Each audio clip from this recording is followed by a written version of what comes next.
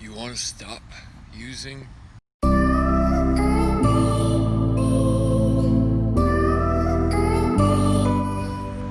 Seems like you just can't. I started by reprogramming my subconscious. I spent over a year passing out to subliminal affirmations. One channel in particular, I will link below, that even though I was drunk, I passed out every night, belligerently drunk. Never gotten healthy, full sleep. Woke up woozy, stumbling, still drunk. But hearing these affirmations, even though I wasn't consciously hearing it, my subconscious heard it. Paired with the desire to stop being miserable and stop being guilty and ashamed is what worked for me. Also, one thing that was invaluable, meaning extremely valuable and necessary, was a hard reset. Before going to treatment this time, I knew that I needed to spend an extended period of time getting detoxed, coming off of the alcohol, which I was dependent on, coming off of the opioids, Subutex, heroin, or kratom, anything opioid based, every single day to function. And also the psychological addiction to cocaine, Adderalls, and speed in general. I needed to come off of all three of these things at one time. So I packed up my stuff, I flushed my drugs. Fuck messing with me.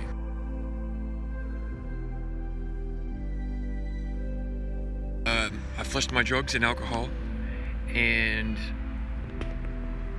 put myself into treatment. So you do have to change your playmates, playpens, and playthings.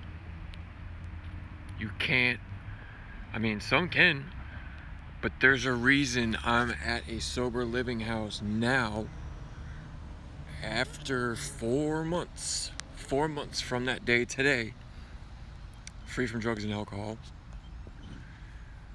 And I'm still paying rent at a sober living situation, not because of probation, not because of a baby mama or a family member or a boss. I'm actually currently not really working. I'm working a full-time program, let's put it that way. So what worked for me was completely cleaning the slate of everything else I had to do. I'm even weary of uploading too much to YouTube because I don't want it to become an addiction.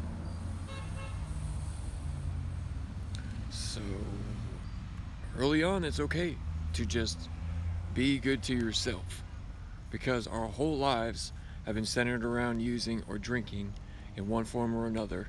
So the exact opposite of that is centering them around constructive rather than destructive things. So literally the only reason I'm making this video is because of a comment. I look at it as my way to give back, and because you are hanging in there, thank you for your comment, Scott. Hopefully we can see you through this. The links are below. The number one link on the AA Intergroup website, which is, of course, as always, below every video, is the 24-hour New Zealand. I wonder if they're going to mind I'm giving this out. There's a 24-hour AA meeting that goes on around the clock, and even after doing my 90 and 90, no, not 90, no FAP, just basic 90 meetings in 90 days, I spent 6 hours the day before last, grateful as ever to have purchased a brand new laptop, and my sponsor of all people got it working to where I can just have the message 24/7 in my room. I don't have to leave the house.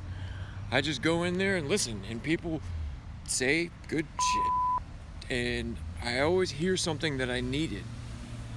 People come into the room, they're drunk, they're using whatever, and the rest of us step up, and it's our way of doing service work. This is just a quick message of hope, which is what the dream for this channel was all about. Hopefully somebody gets something from this, but you can't overdose on meetings. And even with COVID and all this and that, it's actually Chinese farmer. It's actually maybe better. Here's my lucid dream reminder. Am I dreaming? Not at the moment. Maybe later. Thank you, app. So we need to be aware of our thoughts, and sometimes the best way to do that is group therapy, whether it's up here or it's by going into the Zooms. It used to be called the rooms, but so there is hope, but you're going to have to do things differently. If you don't change, your sobriety date will. Meaning, well, you know what it means. Anyways, peace and love.